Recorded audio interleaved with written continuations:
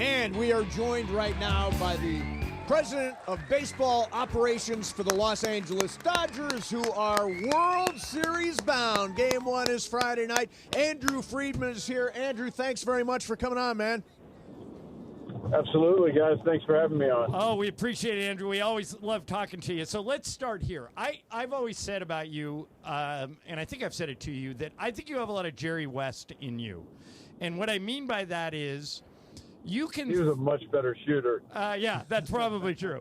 But you can find value in guys that maybe other people don't see value in. You did it with Chris Taylor. You did it with Max Muncy. And now, more recently, you've done it with Tommy Edman, and you've done it with Michael Kopech. These were guys that anybody could have gone after. You zeroed in on them. Let's start with Edman. I mean, he's been fantastic, Andrew, but he was just sitting there. He was hurt. He wasn't playing. What did you see in Edman that made you want to make him a Dodger? For years we've actually been the guys on planet Earth that can play shortstop to the level he can and play center field to the level he can. And so just that versatility with the defensive value, obviously the switch hit, the bat to ball, just a really good baseball player. So he's been on our radar for a while. We tried hard over the off season, and then finally this July we're able to line things up. But he fits our roster really well, and really excited to have him. Andrew, I want to give you a chance to talk about the passing of Fernando Valenzuela, who is a huge part of the organization in the history of the Los Angeles Dodgers.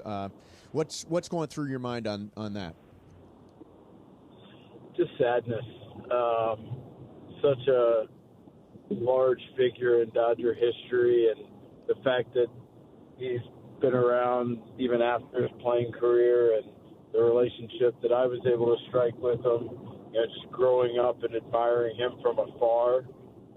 Just what a classy human, and I just don't think it can be overstated enough just how impactful he was to the passion that Dodger fans have for Dodger baseball right now. Yeah. And that is going to be a big part of his lasting legacy. Yeah, that's very well said, and was such a humble guy for as successful as he was. And I, Andrew, I've said before, I think he was the perfect marriage of Los Angeles culture to sports. That there was an undercurrent of Hispanic Dodger fans that were waiting for somebody like him, and then he came along and far exceeded everyone's expectations. I mean, can you imagine a guy now? He threw 149 pitches on this day in 1981 to lead the Dodgers to a Game 3 World Series win. We're not going to see that again, right? Nobody's ever going to throw 150 pitches in a game, right? I don't think so, but I would sure like that one of these games. I would like a complete game shutout. That would be incredible. But no, I mean, the impact, the Fernando mania, just how good he was. I mean, the start to his career is literally something that if a Hollywood, that script of like, hey, here's this fictitious baseball player, here's how he starts his career, they would be like, that's too unrealistic. Right. Go back to the drawing board.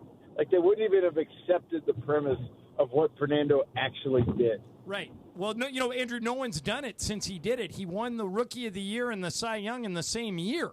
I mean, you put it incredibly well. All right, let me circle back to something else. You may have already answered this when you used the word versatility when you were talking about Edman. But I know you like Jason Hayward. You spoke very highly of him, and it was a hard decision for you to let him go. But was that part of the reason, is that guys like Chris Taylor and Tommy Edman just provided you more versatile options?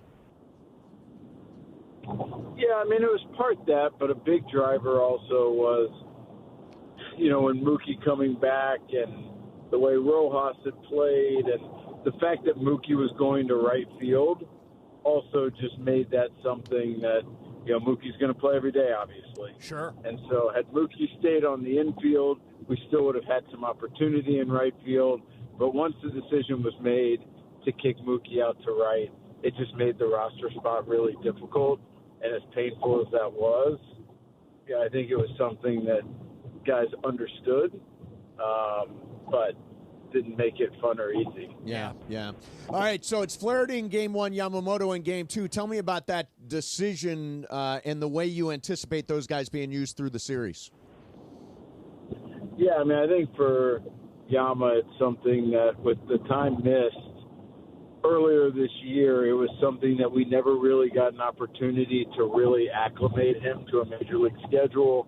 Before the year, the plan was to start to do that, just read and react based on how he's recovering, to where that could have put him in position, because the guy who goes Game 1 is in position to go Game 5 on regular rest, which for Yamamoto and what he's experienced in his professional career is short rest.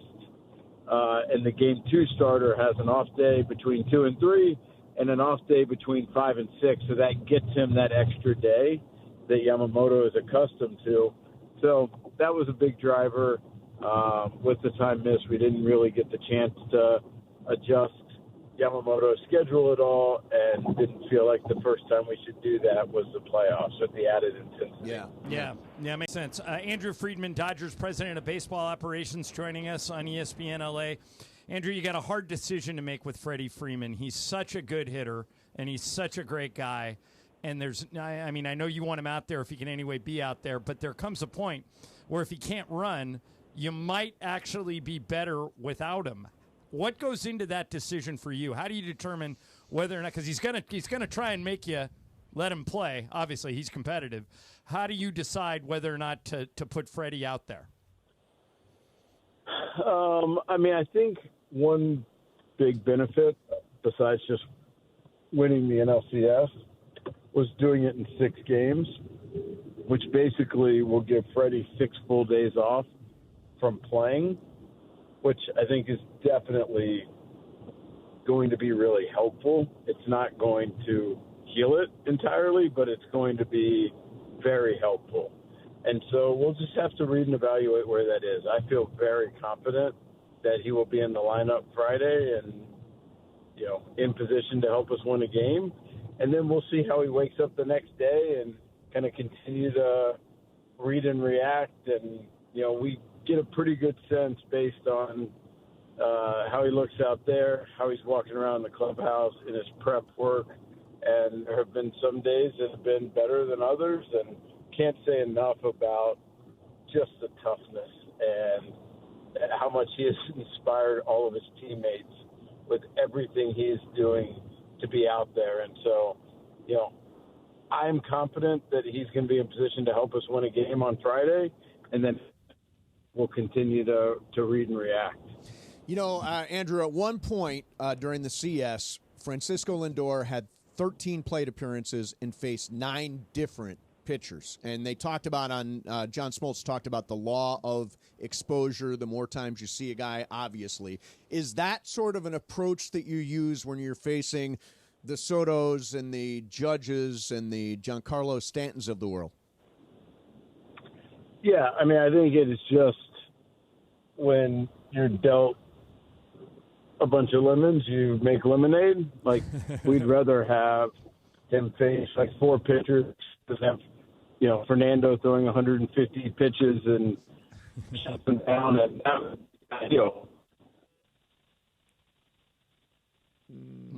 Did we lose him? There it is. What? Nope. There. Andrew, you there? I think we. And he clicked off. Yeah, well, I think we got most of I think we got of the good stuff questions out of we him. wanted. Yeah, I wanted to ask him if Vessi is going to be in the roster. But Laura, you can try and get him back. But hold on, back? she may have him. Sorry about that, Andrew. Thank you. I'm sorry about that. No, that's okay. That happens all the time in our business. All right, Andrew. So what I was saying is it's just about us then putting the 13 pitchers we have on our roster in the best position to help us win a baseball game.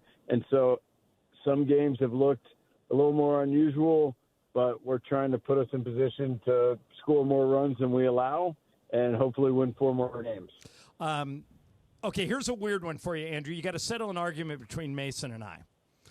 Mason and I have different opinions on what a successful season is. Okay, don't tell me which one is on which side. Okay. And then tell me who I'm siding with. Okay. One of us has the Phil Jackson approach that the journey is the thing. that if winning the division matters, making the playoffs matters, that this is a successful season. Of course you want to win the World Series, but the season is a success if you make it to the World Series like you have. The other one has the Kobe Bryant approach, that if you don't win the World Series, the season is a failure, and that's it. What camp are you more in? God, such a good question. And I'm going to frustrate some. You're going to get some insight into how my crazy brain works. Okay. I do not see the world in black and white at all. Like, everything to me is gray. And this is an example of that. Like, obviously, our ultimate goal is to win the World Series. And if anytime we lose the World Series in 17-18, I'm devastated. Of course. And that is our ultimate goal, and we came short, and that part is a failure. I just don't think of it as simply as there's one thing and that is it. There were other micro wins and experiences and journeys that were great and were successful.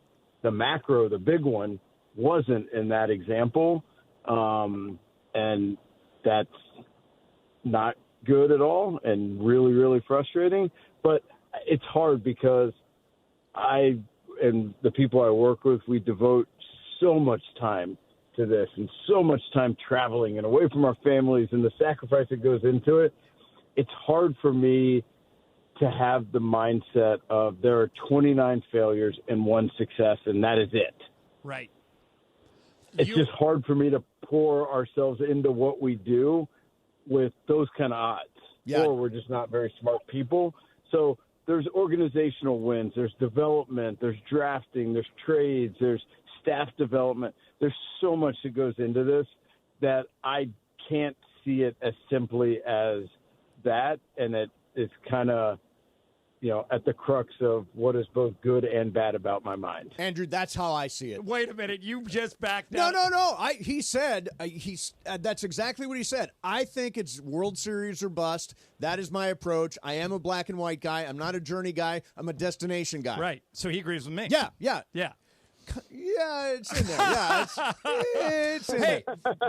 By the way, Andrew, if people don't know, Andrew's been coming on with us for a few years, and he and I both love The West Wing. Oh, that's right. It's like our all-time favorite show. Andrew, I still watch him. I will still, when I can't find something to watch, I'll throw on Max and watch him. Do you ever do that, or are you done with it? I just went back a couple months ago and watched season 1. And it's amazing how well it's held up. I know. It's incredible to me. Yeah, how many topics are still relevant, how well written it was. It's incredible to me. Yeah. And by the way, I'm surprised it didn't just lead you to seasons 2, 3, and 4, the 4 Sorkin years. It will. Yeah. I just got busy, but it will, and I will get there. And it's nice that Sam Seaborn is a big Dodger fan. That's exactly. Right. That's right. Yeah, he's been out there. One baseball question here to follow up. Obviously, Soto left-handed hits righties really well. Alex Vesia wasn't on the CS roster. Is he going to be available? I'm hoping so. We've got some questions to answer over the next couple of days and running guys out and simulating as best we can to get a feel for different guys and who's going to be eligible. And I really hope we have some hard decisions to make because guys are in a really good spot. So Gratterall, Vesia, Miguel Rojas, there's a number of guys that are kind of, beating on the door, and we'll have to run them through some aggressive things over the next couple of days and see how they respond. Andrew, hey, thank you for doing this, man. We always love talking to you. Let's get to that destination, man. We cannot tell you how much we're rooting for you. We're literally waiting for Game 1, and nobody can sleep, and we're super excited. So go get them. And congratulations, man, for getting this far. Thank you guys very much. And just thinking about a parade in the streets of L.A. gives me goosebumps every time I think of it. I'm right there with you, man. Right there with you. Us too. Go get them. Best Andrew, of luck. Thanks, Andrew. Awesome. Thanks, guys. Right, there's Andrew Friedman. And coming up next, Jeez. Jaime Jarrín. Yeah. Hall of Famer Jaime Jarrín is coming up next. He